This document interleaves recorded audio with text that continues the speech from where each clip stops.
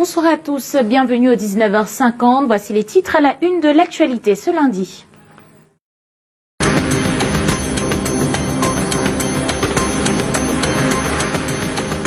Les rues de Douala se transforment en champ d'expression d'employés en colère. Le là du bal de protestation donné ce matin par les délégués du personnel de la communauté urbaine qui entament un nouveau sit-in pour réclamer leur réintégration pendant que les ex-salariés de DIT exigent le paiement de leur retraite complémentaire, pas encore soldée depuis la fin de la concession. C'était leur dernier voyage. 7 personnes ont perdu la vie à Massok-Son-Loulou où leur camion s'est vu englouti par la rivière Lep-Lep. Le pont assurant la traversée des eaux a cédé à sa vétusté. Un accident qui soulève la problématique des transports bien loin d'un fleuve tranquille en zone reculée. Le ministre de la Santé publique a eu la main rigoureuse dans l'affaire de mains mutilées divulguées dans les réseaux sociaux. Le docteur Manaouda Malachi a sanctionné 2 infirmières accusées d'avoir photographié et partagé la main cisaillée d'un jeune élève victime de violences scolaires à Obala. Ils n'entendent plus la parole de Dieu. Les fidèles d'une paroisse de Yaoundé vident les lieux en plein évangile. Pour la plupart d'expression anglaise, ils réclament un prêtre bilingue. Et enfin, dans la page spéciale législative et municipale ce soir, le point sur la préparation des partis pour la campagne électorale et un focus spécial dans la suite de notre série sur la commune de Kondiok, pleine de potentialités mal exploitées.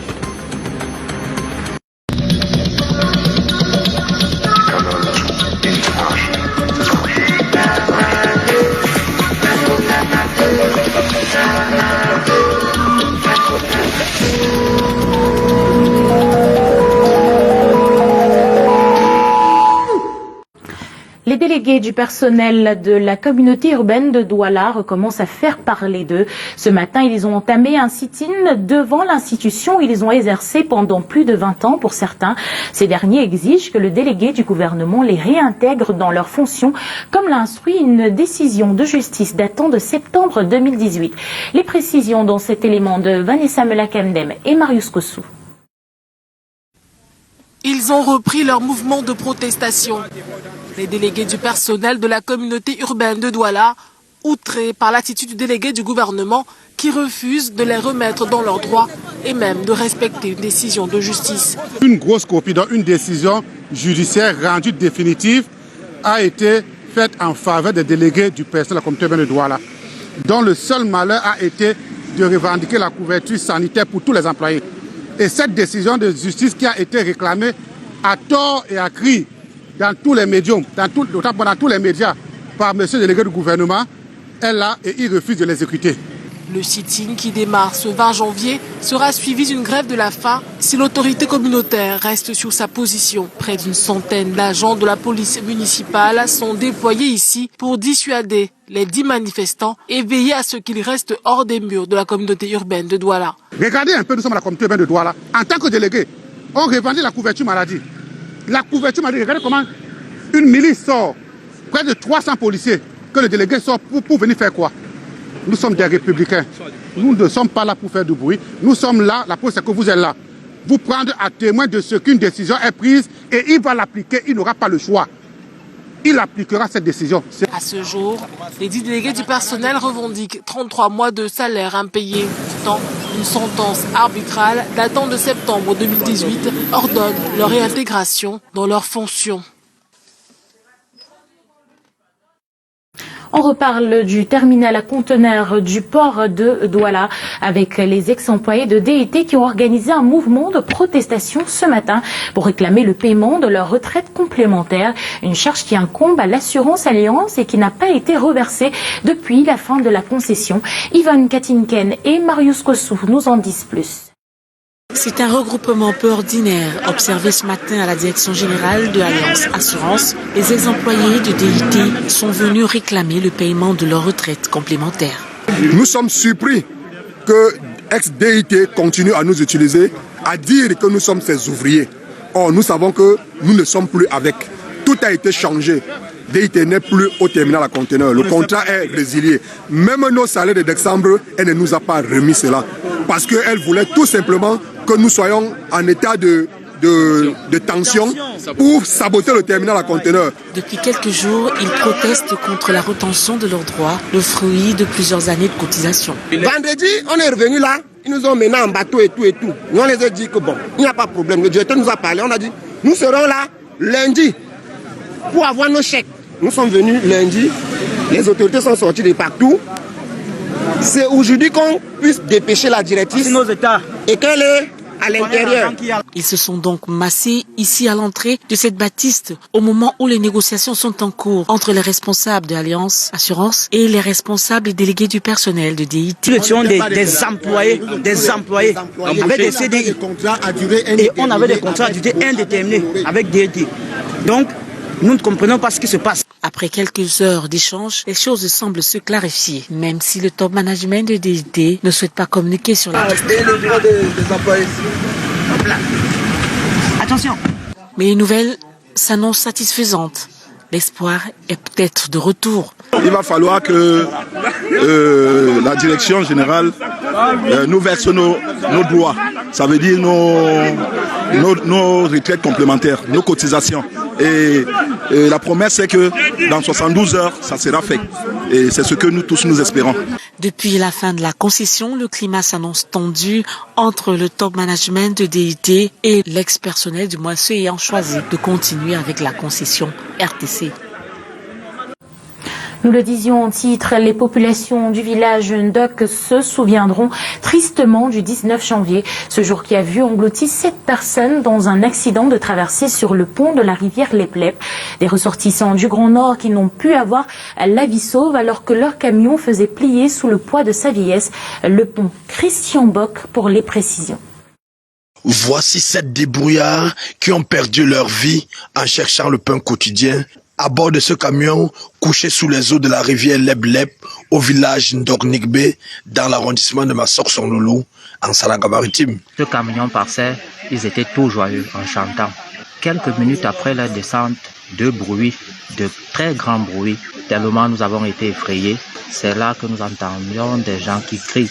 Grande a été notre surprise de voir ce camion de 10 roues dans la rivière.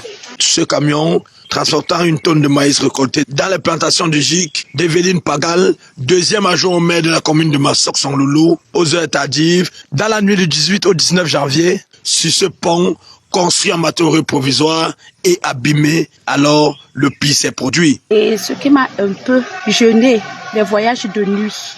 Chaque fois qu'il faut qu'ils viennent ici, ils ne viennent qu'en pleine nuit.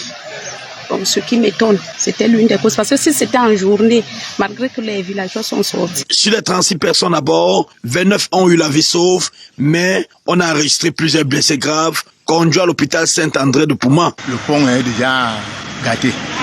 Dès que j'ai mis au milieu du pont, le pont était cassé. Informé, le préfet de la Salanga-Maritime est descendu sur le terrain, s'enquérir de la situation. Je voudrais déjà remercier les populations riveraines qui ont secouru, sincères condoléances aux familles civilement retrouvées. C'est un drame et nous prions le Dieu Tout-Puissant pour qu'il rencontre la paix. Les corps ont été mis à la morgue de l'hôpital régional annexe de Déa et une enquête a été ouverte pour illustrer les vraies raisons de ce drame. Dans l'actualité également, cette décision du ministre de la Santé publique, le docteur Manaouda Malachi, a suspendu 2 infirmiers de l'hôpital de district d'Obala qui ont publié sur les réseaux sociaux les photos de l'élève mutilé par son camarade de classe. Vous vous souvenez, les faits se déroulaient la semaine dernière. Mireille Defo-Fotso et Marius Kossou nous en disent plus dans cet élément. Les images ont fait le tour des réseaux sociaux. Certains l'ont encore dans la galerie de leur téléphone. La main de cet élève du lycée de Bala coupée à l'aide d'une machette par son camarade. Une image qui a choqué plus d'un. Après investigation, il s'est avéré que ce sont des infirmières qui ont reçu l'élève, qui ont partagé ces images, a déclaré le ministre de la Santé publique qui a tout fait de les sanctionner. Le docteur Manaouda Malachi l'a fait savoir à travers un tweet. On a encore en mémoire les images de cet élève du lycée bilingue de Daido, qui amenait de toute urgence à l'hôpital avaient été photographiés pendant le massage cardiaque par des infirmières. Ces dernières ont été aussitôt suspendues et le directeur limogé par le ministre de la Santé. Malheureusement, cet autre cas n'a pas servi d'exemple. Voici encore des infirmières qui, à l'aide de leur téléphone, distribuent des images de leurs patients. Certains s'interrogent sur la réserve que devrait avoir le personnel soignant et se posent la question de savoir où est donc passé le respect du secret professionnel et estiment que les sanctions infligées par le ministre Manahouda Malachi ne sont pas suffisamment didactiques et qu'il faut passer à des mesures plus lourdes, comme par exemple l'interdiction des téléphones portables dans les salles de soins. Et d'autres personnes qui seront bientôt sanctionnées pour leurs actes. Un gang de trafiquants de véhicules de marque mis hors d'état de nuire à Douala. Au total, ce sont 5 voitures, dont certaines avec les cartes grises et plaques d'immatriculation transformées qui ont été découvertes. Les présumés voleurs ont été déférés au tribunal de grande instance de Douala. Robert Charlitoc, Thierry Nana. Jean-Charles Maillot, âgé de 32 ans, était le chauffeur de ce véhicule de marque Prado, encore non immatriculé appartenant à un expatrié d'origine chinoise. Avide d'argent, il ira proposer ce véhicule à Landry Mbemo, 40 ans, qui à son tour entrera en contact avec Jacques Sau. J'étais contacté par M. Landry. Il me dit que son ami a une voiture qu'il est en train de vendre. Parce que moi, j'ai fait dans les démarches au port et tout et tout. Je ne savais pas que ça devait tourner à la sauce. C'est une voiture que je conduisais, parce que j'étais chauffeur d'un particulier chinois. J'étais entré en contact avec celui que vous avez appelé tout à l'heure. Oui. C'est lui qui m'a fait part d'un truc comme ça. Bon. Et dans le traitement, tout ça, avec tout ce que ça comportait, le travail, c'était pas facile. Le receleur du véhicule, repris de justice pour les mêmes faits, voit en cela une aubaine et se procure le véhicule à la somme de 3 500 000 francs CFA. Le réseau de fabricants de cartes grises et de plaques d'immatriculation est aussitôt mis à contribution. Je ne savais pas que les photocopies qu'ils devaient me donner, c'était pour un véhicule qui a été détourné. Je ne connaissais pas. Parce que je ne suis pas Dieu pour savoir que les photocopies qu'on m'a données là, ce n'étaient pas des bonnes cartes grises. Je suis moi parti fabriquer des plaques. Je lui ai remis. En sachant que je ne connaissais pas qu'on était en train de le filer. Quand on le prend, par rapport au coup de fil que lui et moi, on a effectué pour qu'il vienne occuper la plaque, c'est par là où on me prend. On vient me chercher. Outre le Prado, plusieurs autres véhicules tels un taxi de marque Carina E, un pick-up, un Hyundai Santa Fe et une Camry ont été retrouvés chez Jacques Sau. Le gang a été déféré au tribunal de grande instance du Vouri qui décidera de leur sort. La suite du 19h50, c'est en direct de la capitale Yaoundé où nous allons retrouver tout de suite Alain Ghislain Kanga. Alain, bonsoir. Bonsoir Aimé Catherine Moukouri, bonsoir à tous. C'est un tableau bien lugubre qu'ont laissé les flammes le 28 décembre dernier au quartier Ligdois, ici à Yaoundé. La maison de Jacques Moupaou, 61 ans, débrouillard, a été entièrement dévorée par les flammes. Aujourd'hui, la misère, il la conjugue au pluriel avec ses filles. S'il a survécu à l'incendie, il se meurt à petit feu dans la pauvreté et l'indigence. Cliché de la vie après un incendie, c'est avec Janice Kamga et Michel Foucault.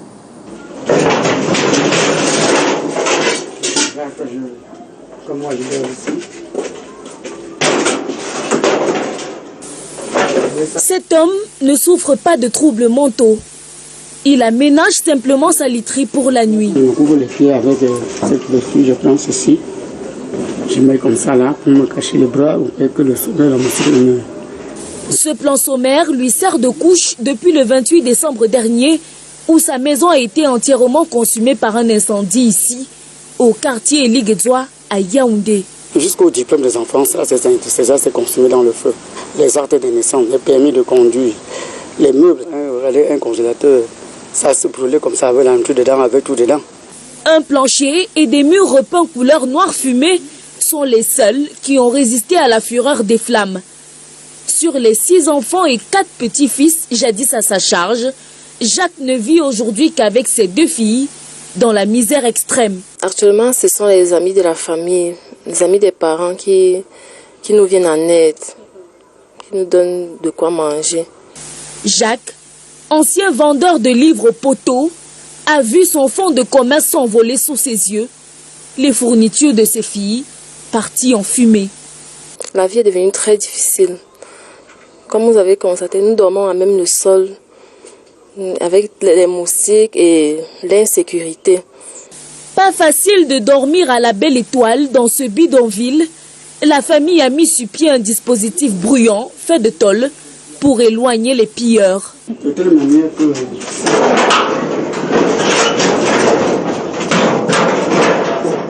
Vous voyez un peu, il faut que si quelqu'un veut coucher un peu, que ça fasse du bien. Oui. Aujourd'hui, sans emploi, le chef de famille passe ses journées à débarrasser et sécuriser son abri.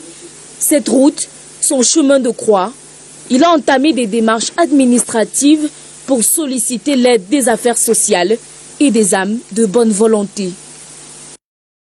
Un mal-être pouvant en cacher un autre, il a été exprimé hier par les chrétiens de la paroisse Saint-Joseph-des-Manas, ici à Yaoundé.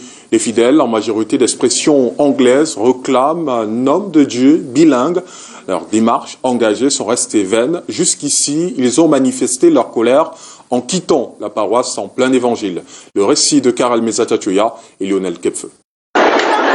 Les fidèles chrétiens de la Saint-Joseph Parish des Manas à Yaoundé en ont marre de vivre ce qu'ils considèrent comme de la marginalisation au sein de leur paroisse.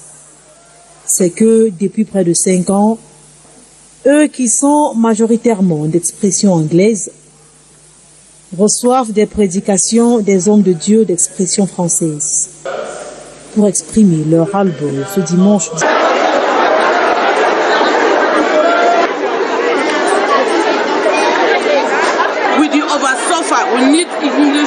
Nous souffrons énormément. Nous avons besoin d'un prêtre d'expression anglaise dans notre paroisse. Nous avons arboré le noir aujourd'hui. C'est une façon pour nous de faire le deuil parce que nous ne sommes pas informés de ce qui se passe à l'église. Nous souhaitons que l'évêque entende nos cris et trouve une solution. Nous ne voulons pas de problème ici. Il souhaite en outre être traité avec beaucoup plus de respect et de considération. Un prêtre est un père qui a beaucoup d'enfants. Par conséquent, il doit savoir comment s'adresser aux chrétiens, surtout ceux d'un certain âge. Une telle attitude peut pousser les fidèles à se rendre dans d'autres paroisses. Ils attendent impatiemment une réaction positive de l'évêque. Et ce mouvement de protestation a également embrasé l'Union des églises évangéliques au Cameroun. Le pasteur Radier refuse d'obtempérer. Ses fidèles, qui lui reprochent plusieurs faits, entre autres de détournement de fonds, ont exprimé leur mal-être lors de l'Assemblée générale vivement contestée, convoquée par ce dernier. Que se passe-t-il au sein de cette église? Delphine Fankouteni, Serverlin Zebou et Luc Mvondo ont mené l'enquête. Vive altercation entre fidèles chrétiens. Le désordre s'invite dans la maison de Dieu. Deux camps qui s'affrontent, avec d'un côté des fidèles qui s'opposent à la tenue ce samedi ici à l'Union des églises évangéliques du Cameroun, paroisse de Nilon Bastos à Yaoundé, de l'Assemblée générale. Cet AG est d'abord illégal parce que eux-mêmes ils sont d'abord sous sous-discipline. En effet, ces paroissiens n'en veulent plus de leur pasteur, dont le nom a été rayé sur la liste de cette congrégation. Il a été radié depuis le 1er juin 2019 et pour nous, toute activité que ce pasteur est en train de mener dans cette église, c'est de l'entêtement. Au rang des faits qui lui sont reprochés, le non-versement de 25% à la paroisse du Fonds du développement et de la solidarité fraternelle, la non-participation à la campagne d'évangélisation et sa non-prise en considération de ces différents actes de nomination. Le pasteur Maya est en train de prendre l'Union des églises évangéliques de Nilon Bassos en otage. C'est pourquoi nous le considérons comme un pasteur qui est en train de semer du trouble dans l'Union des églises évangéliques au Cameroun. La crise continue au sein de l'église en affectant les ouailles. Les moments passés dans la maison de Dieu ne sont plus réconfortants. Le culte se passe toujours dans un climat tendu parce que les messages qui sont dits ne sont pas des messages d'édification, c'est des messages de rébellion, des messages pour laver simplement le cerveau des fidèles. Beaucoup ne viennent plus à l'église, d'autres sont au quartier, d'autres partent seulement dans d'autres églises. Contacté. Allô pasteur, bonjour. Le pasteur en question dit revenir à nous seulement après avoir échangé avec les membres de son conseil. Pas pour aujourd'hui en tout cas, mais pour l'heure, l'Église est désormais soumise à la justice des hommes. C'est le pasteur qui a d'abord introduit premièrement les plaintes contre l'Église. Et il fallait que l'Église se défende. L'Union des Églises évangéliques du Cameroun, paroisse de Nilon Bastos à Yaoundé, souffre à cause de son pasteur, qui est prié de se retirer de la communauté et laisser l'œuvre de Dieu avancer.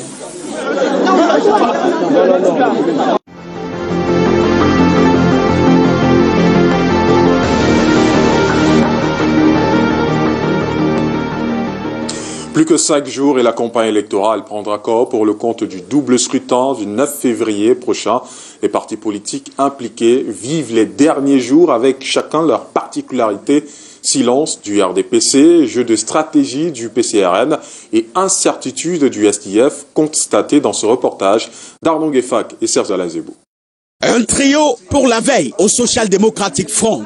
Ici au siège régional du centre, l'actualité est collée au contentieux préélectoral. La campagne, à 5 jours de son lancement, tient encore sur un fil d'incertitude. On ne peut pas s'occuper ou préparer une campagne alors que nous avons des dossiers encore coincés auprès de la Cour suprême. Le doute plane, les événements le confortent. La situation sécuritaire dans les régions du nord-ouest et du sud-ouest, fief potentiel du SDF, pour lui, n'est pas rassurante pour une campagne électorale. Les préfets, les gouverneurs, les sous-préfets vont faire des réunions accompagnés des blindés avec des gilets pare-balles. Pensez-vous qu'un candidat normal pourrait aller faire campagne? Question à 0 francs. Mais tout le contraire au Parti camerounais pour la réconciliation nationale. Le parti de Cabral Libi est paré. Ressources mobilisées, stratégie en implémentation dans sa phase de pré-campagne. Tout est en train de se mettre en place. Nous sommes sur le terrain. Déjà, nous sommes en pleine installation des différents sous-comités d'arrondissement. Nous pouvons espérer que d'ici le lancement qui se tiendra le 25, samedi 25 janvier, nous soyons prêts pour débuter une campagne sereine. Aussi serein que le Rassemblement démocratique du peuple camerounais, RDPC, le pôle communication du parti au pouvoir, ici réuni autour de son chef, opte pour le silence. Mais sa cuisine interne est bouillonnante. Encore 5 jours pour rendre au public, électorat ciblé, la dose d'arguments destinée à convaincre. Il ne faudra pas oublier les armes de combat, ici en exposition vente. Où sont passées les listes des candidats aux municipales? La question suscite des interrogations. À quelques jours seulement du lancement de la campagne, nombreux sont ceux qui ne savent à quel sens se vouer. En parcourant le code électoral, un vide juridique existe en matière de délai pour les décisions de la Chambre administrative de la Cour suprême. Reportage, Bankamga. L'attente se fait de plus en plus longue et pressante. Plusieurs candidats aux élections de conseil municipal attendent toujours le verdict de la Chambre administrative de la Cour suprême après les appels. À 5 jours du début de la campagne électorale, le contentieux dure depuis plus d'1 mois. Sauf qu'en dehors de l'article 190 du Code électoral, qui précise les modalités et dates de recours ainsi que le verdict, aucune disposition ne donne les délais de réponse en cas d'appel. Il y a un vide juridique simplement parce que personne n'est élu par un délai et cela n'est pas une nouveauté puisque dans les anciennes lois qui ont été compilées dans ces codes électoraux, j'indique que même dans le contentieux post-électoral, il est arrivé que pour les causes de ce délai, on arrive à avoir des exécutifs communaux illégaux qui ont siégé pendant 6 ans. Les dernières délibérations sont annoncées à la Chambre administrative ce mardi 21 janvier. Le conseil électoral sera alors notifié et les listes définitives des candidats aux municipales seront publiées dans les prochains jours. Pas d'inquiétude côté logistique cependant, les bulletins de vote de tous les candidats ont été imprimés. Ceux des recalés prendront tout simplement le chemin de la poubelle. Et pour ce double scrutin du 9 février prochain, le RDPC avance en rang serré. On en parle avec vous à Douala et Catherine Moukouri. Bonsoir. Bonsoir à vous, Alain Ghislain Kanga. Vous le dites si bien. Le chef de la délégation permanente du comité central du RDPC pour les Bamboutos vient de séjourner dans la ville de Mbouda. Emmanuel Nganou Djoumessi demande aux fils et filles du département de réserver la victoire au RDPC au soir du 9 février. L'île Piedjou, Marius Ngassa. Le RDPC doit maintenir une majorité confortable à l'Assemblée nationale et toutes les communes des Bamboutos doivent arborer les couleurs du parti du flambeau. Ce défi doit être relevé. Emmanuel Nganou Djoumessi, chef de la délégation permanente du comité central du RDPC pour les Bamboutos, a réuni autour de lui samedi dernier à la maison du parti de Bouddha, élite, chef traditionnel, candidat au double scrutin de février prochain, fils et filles Bamboutos. Tous doivent respecter les règles fixées par le président national du RDPC pour qu'au soir du 9 février prochain, le parti au pouvoir rafle tous les sièges et que les Bamboutos démontrent aux yeux de tous qu'ils sont des hommes de parole et d'honneur. En ma modeste qualité de maire, je puis vous assurer qu'en tout cas dans notre commune de Bouddha, vous nous avez donné les arguments, nous avons les arguments pour mener une campagne de porte à porte dans chaque mouvement. À travers notre vote, confirmons que les filles Bamboutos sont malheureux. Confirmons à travers la campagne électorale que nous sommes des grands hommes. Au cours de cette réunion de concertation, les commissions de campagne départementales, communales, nommées par le comité central et les stratégies de campagne ont été dévoilées. Nous nous sommes rassemblés déjà pour mobiliser nos moyens financiers. Cela a été fait et préparer notre meeting de lancement et enfin préparer l'occupation politique dans tous nos 16 groupements qui sont désormais des secteurs. Nous les avons compartimentés en sous-secteurs. Rendez-vous est pris pour le samedi 25 janvier pour un giga-meeting de lancement de campagne électorale à la place des fêtes de Bouddha. Mais avant, une marche sportive est prévue dès 6 heures du matin dans les artères de. Et dans votre page spéciale ce soir, nous allons maintenant à la découverte d'une localité qui fait partie des grands bassins de production agrico-pastorale du Cameroun. Malgré son potentiel certain, la ville de Nkonjok présente un pâle visage qui laisse les populations partagées entre le souvenir d'un passé prometteur et la réalité d'un quotidien chargé de désillusions. Sur les traces d'un énorme gâchis, un reportage exclusif de Patrick Rissiot d'abord pour le 19h50. À 80 km de Yabassi, chef-lieu du département d'Unkwam, le chemin qui conduit en Nkonjok laisse découvrir la beauté naturelle du paysage qui longe le parcours. Les 50 km qui la séparent de Bafan offrent également un regard des merveilles de la nature, contrastant avec le chemin de croix que constitue le tracé routier qui conduit en Nkonjok. Calvaire tortueux en saison sèche, beau bien infranchissable pendant l'affluence des pluies, la route qui conduit en Nkonjok n'offre aucune garantie sur son temps de parcours. Ils sont un peu plus de 17 000 âmes, selon le Bureau central de recensement d'études de la population, qui vivent sur les 2000 mètres carrés de superficie de Nkonjok. Mbang, Dibom, Bandem, Bamileke, communautés venues du nord-ouest et d'autres parties du pays, sont repartis dans une cinquantaine de villages et 9 quartiers autour du centre-ville. Véritable bassin de production agro-pastorale, Nkonjok peine cependant à faire valoir ses atouts et sa production. Là, les ignames qui sont là, on n'a pas acheté. Alors que si avec la route, c'est que nous, on devait tout ramasser. Nkonjok est bien, mais transport par là, la route, par là, le carburant, c'est cher, le pétrole pour allumer le feu, chez les mamans, c'est cher. Le malaise est profond et les populations expriment le regret des grandes périodes fructueuses de culture de rente, mais surtout les nombreux goulots d'étranglement qui plombent le développement de Nkonjok. Ça, vraiment, les routes sont impraticables. Vraiment impraticables. Voici 52 ans que nous sommes en Nkonjok, pas de route, pas d'électricité. Pire, depuis le mois d'octobre, nous n'avons pas de lumière parce que le carburant qui alimente notre ligne est calé à Bafan. Voilà les roues de maman qui se cassent comme ça, elles apportent, je me défends pour souder. Elles repartent et je lime avec la meule. La meule qui porte même le nom de mon quartier Makita. Mon quartier même. Toute la population de Nkonjok en souffre énormément. Énormément. Pendant que la Sodencam était ici, elle nous venait beaucoup en aide.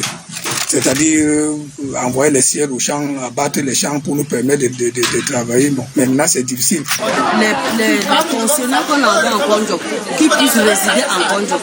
Parce que quand les envoie en Nkonjok qui résident ailleurs, la vie ne peut pas avancer. L'électricité est presque un luxe inaccessible ici. Quelques édifices publics sont un îlot de modernité devant l'image d'une cité abandonnée, insalubre et plongée dans le délabrement. Le tableau le plus illustratif est incontestablement le sort de la défunte et très regrettée Société de développement du Nkam. La Sodencam n'est plus qu'un triste souvenir enfoui dans la broussaille. Des enclos destinés à l'élevage sont actuellement transformés en école maternelle, situation que lui contestent d'ailleurs quelques bêtes nostalgiques de leur espace. Il va de soi que l'opposition politique active en Nkonjok indexe la municipalité aux mains du parti au pouvoir depuis des décennies comme responsable de cette régression. Nous vivons vraiment de Dieu dans l'enfer. Il faut absolument que Nkonjok se réveille, que Nkonjok ne dorme pas toujours d'un même côté, qu'il change aussi pour voir ce qui peut arriver. Et je crois que ça va arriver. Nkonjok, ville d'antan propre, avec du Sodencam qui fonctionnait très bien. Aujourd'hui, tout le monde a besoin de l'eau. Ce que vous voyez derrière moi, c'est un éléphant qui représente la réalisation d'un mandat de 6 ans. Un château qui ne fonctionnerait pas pour un besoin de 200 000 francs. C'est pratiquement une insulte pour une population aussi travailleuse. Bien que conscients de certaines difficultés, les militants du parti au pouvoir annoncent dans les jours à venir une nouvelle ère pour la localité. Qu'est-ce que le RDPC peut faire? Puisque nous sommes, mais le pays ce n'est plus comme avant. Nous sommes nombreux. Est-ce qu'il faut désintéresser tout le monde à la fois? C'est pas facile. Moi, Madame Kwang, militante de la première, j'ai bagarré avec l'UPC, avec SDF. Les opposants qu'on dit là, ce sont les membres du RDPC qui sont fâchés. Mais qu'à cela ne tienne, on fera tout et tout pour les ramener dans la maison. Le moment est arrivé de montrer au public qu'on a changé, que ce n'est plus le RDPC, que n'importe qui coupe sa part d'argent, il met dans sa poche. On doit travailler. Dans cette situation, l'opposition pense offrir une alternative crédible pour que le développement de Nkonjok soit enfin effectif. Ne serait-ce que défricher la ville, c'est incroyable. En 2020, vous avez une ville qui est totalement soulèbre, des bonnes fontaines. Ça ne demande pas de l'argent, ça demande de la volonté politique et un peu du temps pour les populations. Les pistes cacaoyères vont rapidement les mettre en état. En ce qui concerne la route, il faut bien se rapprocher des structures qui s'en occupent pour voir dans quelle mesure implémenter, n'est-ce pas, ne serait-ce que le reprofilage des routes, parce que ça reste la chose capitale. Nous espérons que cette fois-ci, la population prendra conscience et dira pour une fois, nous allons voter quelqu'un qui pourra s'occuper de nous. La ville de Nkonjok se prend donc à rêver d'un exécutif communal providentiel. En attendant, on se croirait bien dans la ville cruelle des Aboto où les plus nantis jouissent des bienfaits de la lumière du côté de Tanga Nord, tandis que la grande majorité sombre à la nuit tombée dans les profondeurs de l'obscurité du côté de Tanga Sud. Un reportage exclusif réalisé par Patrick Christian-Dobo. Intéressons-nous à présent aux stratégies de communication et les astuces politiques enseignées aux candidates en lice pour les législatives et les municipales. Après la caravane nationale de coaching démarrée vendredi dernier à Bafoussam, c'est au tour des candidates du littoral et celles du sud-ouest retrouvées à Douala ce lundi dans les services du gouverneur de bénéficier des astuces du projet démocratie au féminin. Monique Naoussi-Fosso et Henri Chinda nous apportent les précisions dans cet élément.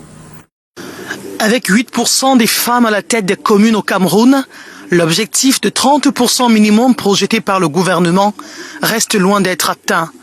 Et pour convaincre les électeurs lors de la campagne électorale qui démarre le 25 janvier prochain, Les candidates de différentes chapelles politiques en compétition dans le littoral et le sud-ouest viennent s'outiller à cette caravane nationale du projet Démocratie au féminin. La toute première fois que je viens en politique, donc je ne connais pas beaucoup comment ça se passe, les rouages, comment ça se passe.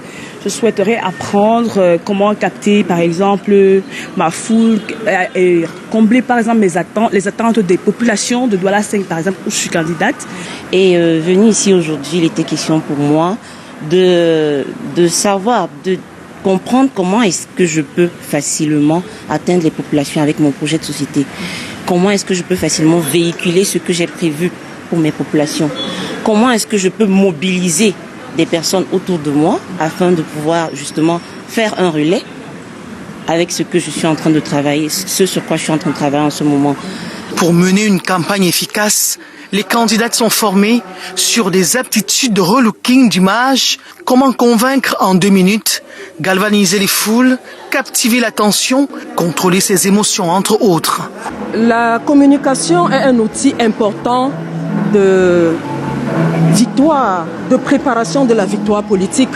Elle est d'autant plus importante pour les femmes parce qu'elles-mêmes sont des produits politiques. Déjà, nous leur disons, le 9 février, 0 abstention et toutes aux urnes. Nous sommes contre le boycott parce que c'est un acte de délinquance électorale. Nous ne voulons pas que nos candidates que nous avons formées, outillées depuis 2016, tombent sur le coup de ces erreurs qu'il faut absolument éviter pendant la campagne électorale. Accompagnée par les institutions de la République et Canal 2 International, cette séance de coaching est encouragée par le gouverneur de la région du littoral, Samuel Dieudonné Ivara Diboa. Les femmes ainsi outillées espèrent séduire les électeurs et s'approcher de l'objectif 30% des femmes à la tête des communes et 40% des femmes députées au soir du 9 février 2020.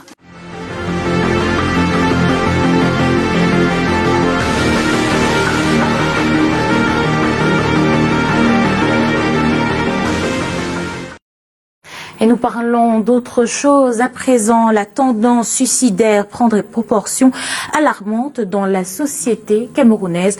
Un phénomène inquiétant qui, pour des analystes du comportement humain, reflète les tares et fléaux de notre société. Patrick Christian d'abord et Guy Fotso nous expliquent dans cet élément. Dans un récent rapport du ministère de la Santé publique, le taux de suicide connaît un bond inquiétant dans notre pays. Environ 3000 Camerounais se sont donné la mort en 2016. Des chiffres tirés d'une étude de l'Organisation mondiale de la santé qui sont révélateurs d'un phénomène peu digéré dans l'opinion publique nationale. Ce n'est pas quelque chose qui doit entrer dans notre culture. Nous avons les voies et moyens pour trouver des solutions adéquates. C'est un ensemble de frustrations. Le suicide est aussi lié aux engagements dans des sectes ou des générations actuelles qui aiment jouer la vie et puis être incapables à la fin de pouvoir supporter cette vie. Il faut en tous les cas qu'ils reviennent à Dieu et surtout de pouvoir compter sur ceux qui sont à côté d'eux. Dans la Bible, il est interdit de se suicider. Tous nos frères qui ont parfois l'intention de se suicider, de comprendre que tous ceux qui sont avec eux peuvent toujours supporter et ils peuvent changer. Pour les experts en psychologie, cette tendance à l'augmentation des actes suicidaires porte en elle les germes d'un déséquilibre global de la société. Je dis et je me répète, le suicide est tout simplement l'expression de l'inconfort social dans lequel les individus se trouvent à un moment donné. Le suicide est le témoignage d'une société où les hommes ont mal à leur existence. Entre 2012 et 2016, le suicide est passé du simple au double sur le triangle national. Le phénomène touche 17